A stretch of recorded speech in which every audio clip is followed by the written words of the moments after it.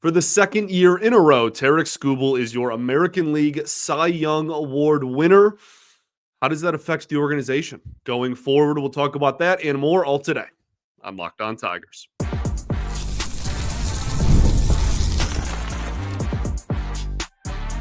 You are Locked On Tigers, your daily Detroit Tigers podcast. Part of the Locked On Podcast Network, your team every day. What is up, everybody? Welcome back to another edition of Locked On Tigers. I'm, of course, your host, Scott Bentley. Today is Thursday, November 13th, 2025. Thank you so much for making Locked On Tigers your first listen every single day. We are free and available wherever you get your podcasts, including YouTube, part of the Locked On Podcast Network, your team every single day. Today's episode is brought to you by FanDuel. Right now, new customers can bet just $5. And if your bet wins, you'll get $300 in bonus bets to use across the app. So download the app today. Welcome in, everyone. Happy Thursday to all. We got a few things to talk about today. One, we will obviously discuss Tarik Skubal winning the American League Cy Young Award for the second year in a row. He backs to backs it. The award, that is. It has not happened in the American League in a very long time, so we'll talk about that. But I want to start off, we're also going to talk about like the impact, does that have an impact on the organization? Scott Boras spoke on Wednesday, so we'll talk any news and notes that came out of that as well. We're going to start off by talking about a roster move, however, and that is the Detroit Tigers officially designate for assignment Alex Lange, and that is a corresponding move after they claim Dugan Darnell technically from the Pittsburgh Pirates, although he played for the Rockies all year this year and then was DFA'd by them and then was claimed by the Pirates. So he's been a Pirate for like a month and never played a game for them. And he is now a Detroit Tiger. I want to start off with Alex Lange. And the reason why is because this marks potentially, not 100% certain that it's the end, but it potentially marks the end of one of the most bizarre Tigers tenures in recent memory. Not the most bizarre. I feel like Spencer Turnbull's probably is like, since I took over this show, which was halfway through 2021, Turnbull's is probably like the wildest just roller coaster of a career on end, like his turmoil kind of with the organization and whatnot. Lange's is up there though, man. He could clear waivers, and if he does, then he has the option. He could still just be a part of the organization, but even if he does clear, I'm kind of the belief that he would just prefer to be released and just be a free agent and see what's out there, man. He may have been, if we're going to timetable this, he may have been the best reliever in baseball in April and May of 2023. Legitimately. Struggled in 2024. Wasn't unplayably bad, but certainly had pretty clearly taken a big step back. And even at the end of 2023, the second half numbers are nowhere close to the first half numbers, right? So this was kind of like writing on the wall a little bit. People realize he just doesn't throw the curveball in the strike zone literally ever. So you can just kind of take pitches until he walks in a run. He struggles in 2024. Then he gets injured after being demoted. That's the thing that I think some people forget is or maybe only I forget. He wasn't injured and then rehabbed in AAA. No, he was demoted and then got hurt in his first couple of appearances in Toledo. Missed the rest of 2024, came back this year, and in AAA still had an ERA over 4.6. He wasn't lighting it up down there. Okay, ERA well over 4.5, and still had a pretty high walk rate on top of that. He pitched one inning for the Detroit Tigers in 2025. He struck a guy out. He also walked a guy. And now very quietly and very quickly, He's 30 years old, and he has not been fully healthy in at least 2 calendar years. And he still doesn't throw a lot of strikes. That's not like an issue that he came back from injury and something that was corrected. Down in Toledo, he was still missing the zone a ton and still was walking a high number of batters. So, like, it is what it is. Now, I will, of course, worry about if another team is able to fix his strike throwing and get, that peak Alex Lange back, that first half 2023 Alex Lange back. I of course, that's going to be in the back of my mind. Obviously, because he was that good and his stuff is still that good. I'm also, in the same breath, not mad, upset, or confused about this decision. I also, speaking of turmoil within the organization, I also wouldn't be super shocked if Alex Lange and the organization were at some sort of odds to an extent. I'm not saying they hate each other. And I don't know anything. This is just pure speculation, okay? Journalistic integrity and whatnot. This is not a report by any stretch of the imagination. This is me being completely hypothetical from my apartment. It looks like, I don't know, man. He has a lot of flaws, and we just listed most of them. But this bullpen wasn't good this year, had 0 swing and miss, and got paper thin by the end of the year.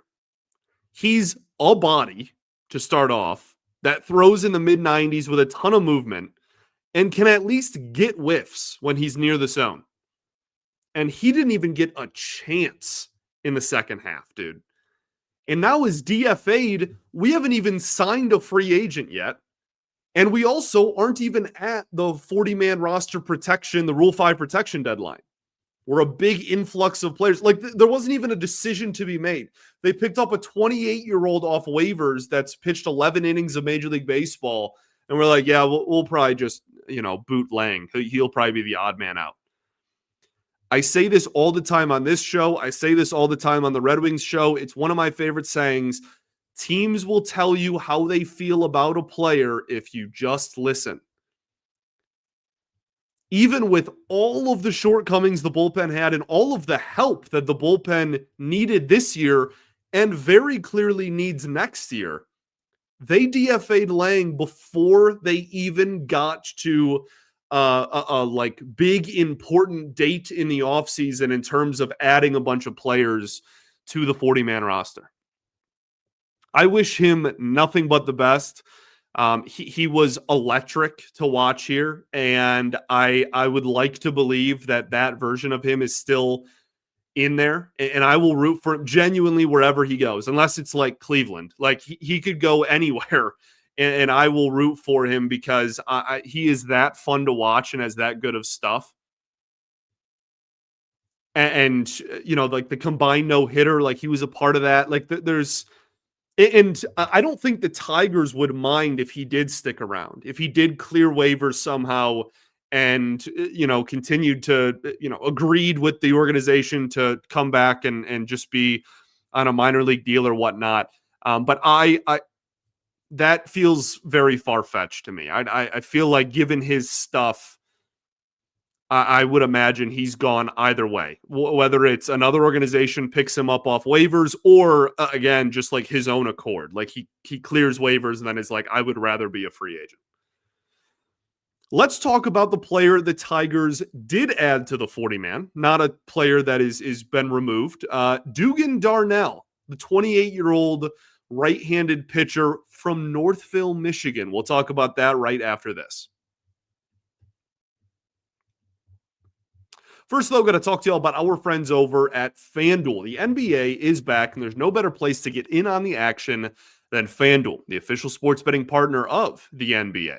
Even if you miss the start of a game or want to ride the hot hand, FanDuel has live bets on everything from who will score next to fourth quarter comebacks. Plus, you can even combine your live bets into a same-game parlay for a shot at a bigger payout. It keeps everything exciting, especially when your team is making the late push. Right now, FanDuel is giving new customers $300 in bonus bets when your first $5 bet wins. So head to FanDuel.com to sign up today and play your game with FanDuel, the official sports betting partner of the NBA.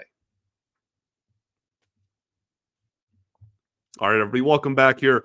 Segment 2 of Locked On Tigers. I appreciate you all so much for making Locked On Tigers your first listen every single day. Shout out to the everydayers that do tune in every day. And we will, of course, be back tomorrow for a Friday episode as we recap the week of GM meetings. We also talk about what the future could look like, all the rumors, news, and notes, and of course, continuing our player review series as well. So thank you for tuning in and making the Locked On Network the #1 sports podcast network out there. Today, we talk about a decision that was made, a roster move, if you will, that was made by the Tigers organization. And then we also celebrate Tarik Skubal officially winning back-to-back Cy Young awards. We start with Dugan Darnell, the 28-year-old right-handed pitcher from Northville High School and Adrian College. So in terms of the profile and the stats of the pitcher himself, a 3.19 ERA in AAA last year, had really good strikeout numbers, K rate over 30%. Throughout his minor league career, that is. So that's really solid. Fastball gets up to about 94 miles an hour, sits around 94. He pairs that with a splitter and a slider. He's got 3 pitches against righties. He uses 2 of them, and against lefties. He uses 2 of them, as is common practice, especially by right-handed pitchers in today's game. So against a right-handed hitter, he throws fastball slider. Against a lefty, he obviously throws fastball splitter. He had a 3.86 ERA in a very short 11-inning stint of Major League Baseball this year with the Colorado Rockies. That doesn't look bad on paper. It probably wasn't as effective as that would insinuate. His whip was almost 1.5 in that. Now, he also is pitching for the Rockies. So, who even knows? It's tough to even gauge how talented or productive a pitcher is when pitching for the Rockies because it's the Rockies and Coors and etc. Not a lot of swing and miss or strikeouts at the major league level, but again, barely pitched 10 innings. Also had a lot of walks in those 11 innings. So we'll see. Not like a short major league stint that necessarily blows you away. His path to get here, though, is pretty fascinating. He has been a part of the Rockies organization since he turned pro, which was before the 2021 season. So coming out of COVID, obviously the no minor league baseball, the taxi squad, all this stuff. He finished his career at Adrian before that and was not drafted. At 24 years old, coming out of COVID, pitching in the USPBL, pitched for the Eastside Diamond Hoppers, and was then picked up by the Colorado Rockies. He was DFA'd by Colorado at the end of the season this year. Okay, so had pitched all throughout, minor league deals, all throughout the Rockies organization, worked his way up. 28 years old this year. And we already mentioned what he did this season. He gets DFA'd. The Pirates claim him right after the season ends. Then they DFA him last week, and now the Tigers have claimed him. So he's played for 3 teams, technically, not played for. He's been a part of 3 teams, 3 organizations in the last month and a half, not even, the last 5 weeks. Now, another important thing to keep in mind here is he tore his labrum in his hip at the end of August and had surgery. Now, there's no injured list in the offseason, which was the motivation behind Colorado DFAing him. They knew that they had to add guys from the injured list to their 40-man roster. They weren't going to have room for him anyway. He gets DFA'd despite getting hurt and having major surgery. I say major. I'm not a doctor. Maybe that's a really simple procedure, but has a surgery that will sideline him going into next year. He almost certainly will not be ready by spring training. So you're talking mid-season 2026 would probably be the earliest you can expect him. Maybe May, June, a rehab assignment starts, something along those lines. This to me smells heavily It reeks of a player that the Tigers claim, and then they try to sneak through waivers themselves in a couple of weeks. A la literally what the Pirates did, and it didn't work. That, or the alternative, is they like him so much that they're going to roster him throughout the entire winter, and then when the injured list opens back up again in spring training, they're going to put him on the 60-day injured list. That feels hard to believe to me, but we've seen crazier things, okay? Hopefully he can add some pitching depth and some strikeouts to a staff that desperately needs it. I am not anticipating him to be like a high leverage reliever, certainly not, or a guy that is a fixture in the bullpen next year, but has a decent enough minor league track record where the Tigers thought it was worth taking a chance on him. We will see if that pays off, and we'll obviously keep tabs on Alex Lange too. I mean, that decision was 1-for-1. They're kind of be tied together now. We'll see if what happens with the future of Alex Lange's baseball career, and if he's able to turn it around. And then we'll see if it's a great name, by the way, just like Dugan Darnell, an S tier, an 80 grade name, if you will. So hopefully he brings some much needed pitching depth to this organization. Speaking of pitching, the other talking point on today's show, Tarik Skubal officially wins the Cy Young Award for the second year in a row. He's the first American League repeat Cy Young winner since Pedro Martinez at the end of the 90s there. Before we get to talking about Skubal, I do want to acknowledge Garrett Crochet. Locked On Red Sox is a fantastic show. Okay, Gabby does a sensational job. She's one of the better hosts that this network has to offer for sure. Okay, so go listen to her, and she has talked about Crochet a lot throughout the year. We'll probably have much more insightful opinions on Garrett Crochet than I do. Skubal deserved the award. He was the clear choice. I haven't seen the votes yet. This just happened for when I'm recording it. So I haven't seen the voting, if you won it unanimously or if it was relatively close. Won it unanimously last year in 2024.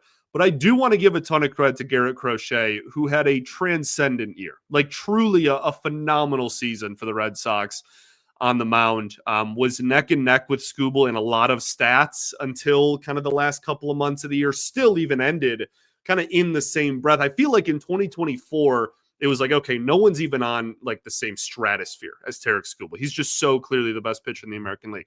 And I still believe that. I still believe he's comfortably the best pitcher in the AL, but I think Crochet at least earned the right to like be in the same breath, which I really can't say for any of his peers in 2024. So I want to give him credit and a kind of a tip of the cap to Crochet, who, I mean, again, phenomenal year. The separator with Tarik Skubal, and the thing that makes him so great, we know there's a lot of things that make him so great, but the biggest difference between Tarik Skubal and the field, okay, and this is like including Paul Skeens, this is everyone.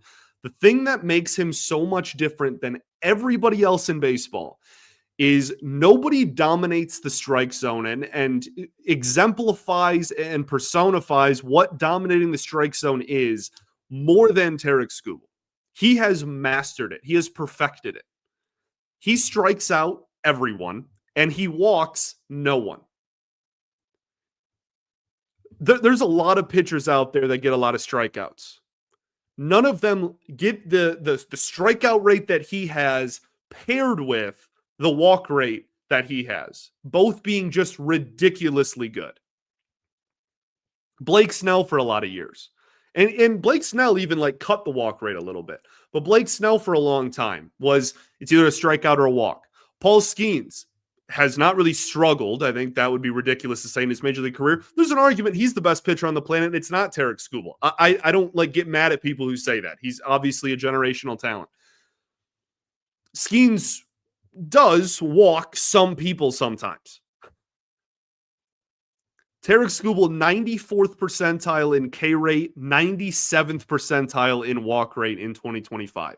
He is incredible. For my money, he is the best pitcher in baseball. And I think that's like starting since he came back from injury in 2023. And even if you disagree with that and are like, no, there's no way he's the best pitcher in baseball since July of 2023, I think he's inarguably, objectively top two. And the other one isn't in the American League. So that's why he's won back-to-back Cy Young Awards. I want to talk about how awesome it is to just have a talent of this caliber. And obviously, we'll talk about the impacts and the side effects of that, as we have a lot throughout this offseason already. But it is, I don't want to even call it like a blessing. Like, I mean, it is, but like, I have no part in like, it's not like I'm like I've earned like Tarik Skubal on my baseball team. Like, it's not as much of that as it is just, it's something we shouldn't take for granted. I'll put it that way. We'll go a little bit more in depth on that right after this.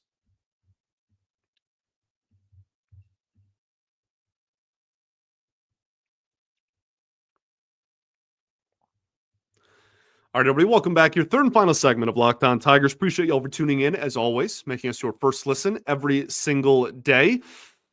Today, we celebrate Tarik Skubal winning back-to-back American League Cy Young Awards. It is just so awesome to have a talent like this again, man. And it's been a long time. It's been a long time. It's probably been since, not probably, it has been since, that 2010 to 2014 era. For the Tigers, the Detroit Tigers, to have one of the best players in baseball and a consistent award winner and, at worst, arguably the best at his position is just so cool to say again. And I know that doesn't mean anything. That's not like an analytic or anything like that. Like that doesn't mean anything. That it makes me happy. Like no one cares. Okay, the front office certainly doesn't. It's just one of those things that no matter what happens with Tarik Skubal going forward, I will be able to say with confidence that I enjoyed every second of his Tigers tenure. The ascension through the minor leagues is something that I will never forget. This is a guy that had legitimately, to this day, I think still the highest K rate in the minor leagues that I have ever seen. Like that I've been like, that I have been alive and like witnessed. Go look at Tarik Skubal's AA strikeout rate. You can pause this and come back. You can go, it can be your homework. You can look at it at the end of the show. Go look at his K per 9 when he was in AA. It is the most asinine thing I've ever seen in my life still to this day. And so from that moment, even the hype builds and the team is terrible. The major league team is so awful. And all we have is Mize Manning Skubal. And then Riley Green gets thrown into that. And then Spencer Torkelson gets thrown into that. And it's all just the future. Are you seeing what Skubal's doing? Is he even better than the number 1 overall pick? Is he better than Matt Manning? That was a first-round pick. You have the minor league ascension. Then you have the injuries. Then you have kind of the amount of home runs he gave up as a rookie is still mind-boggling to me. Like how far he's come. And then it, leads to January 2023 and coming back on, was it the 4th of July against the Oakland Athletics? Still Oakland Athletics, I can say that. I feel like it was around the 4th of July if it wasn't the 4th of July. He makes his first start back and immediately starts striking out everybody and has a sub-3 ERA the rest of the season and is arguably the best pitcher in baseball in the second half. And the last 2 full seasons since then are Cy Young Award winners. It's so fun to have a player of this caliber. And even if 2026 is the last season we have of it, we should never take it for granted. And even if 2025, even if this is the end and he gets traded, it's nice to just sit and block out all the nonsense about, like, is he going to get traded? Here's, 4 D-level prospects that no one likes, and you're going to trade him to our organization for nothing. Like, just blocking all that out and just being like, we have one of the best baseball players breathing oxygen right now. And that's so awesome. So just take a second. Just close your eyes. Unless you're driving, do not close your eyes if you're driving. And just, or like at work, you know what? Don't close your eyes. Too risky of a request.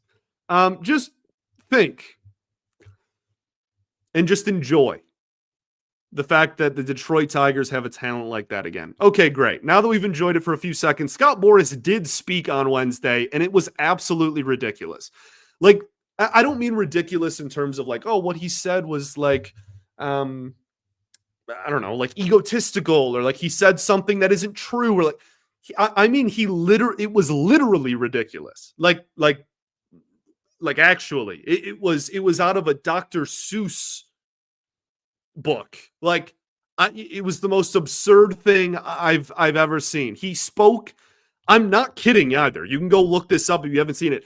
He literally spoke in like puns and riddles the entire day. And it wasn't just with Skubal. It was when he was asked about anybody. It was one of the most absurd things I've ever seen for like maybe the most powerful human in baseball. He was asked about Pete Alonso, and his answer was all, it was all like the letter, every word started with the letter P.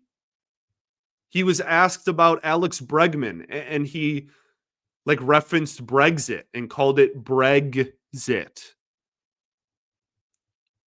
The Tarik Skubal quote is just as absurd. It's like he talked about the Little Caesars mascot running around Detroit yelling "sigh, sigh" instead of "pizza, pizza," and like something about like it would be a Detroit doink if they didn't extend him, and like.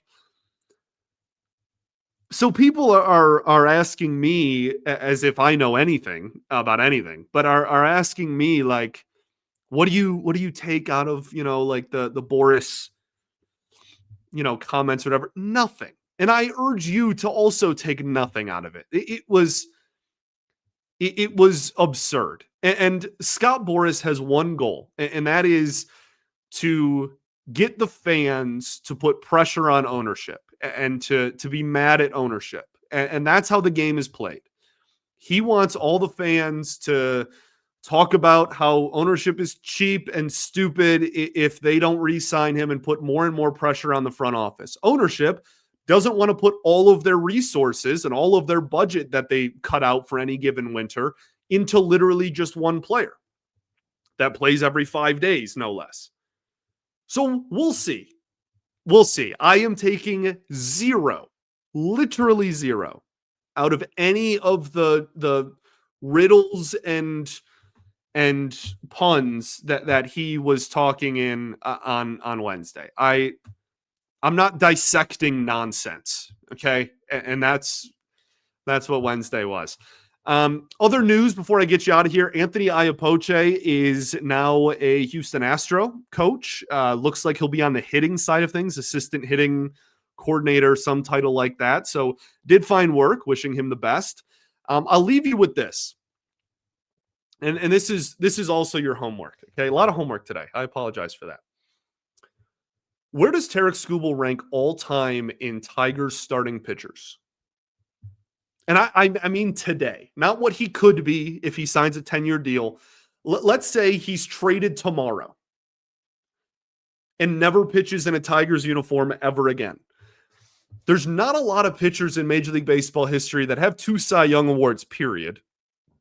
No less back-to-back before turning 30. So my question is, where does he already rank? Because there's a real chance. I mean, if he gets extended for 10 years, like it would be really hard for him to not be the best pitcher in franchise history by the time he retired, right? And some people think he's already there. Not sure I'm one of those people, but I go back and forth a lot. It's the peak versus longevity argument, and like different eras and whatnot.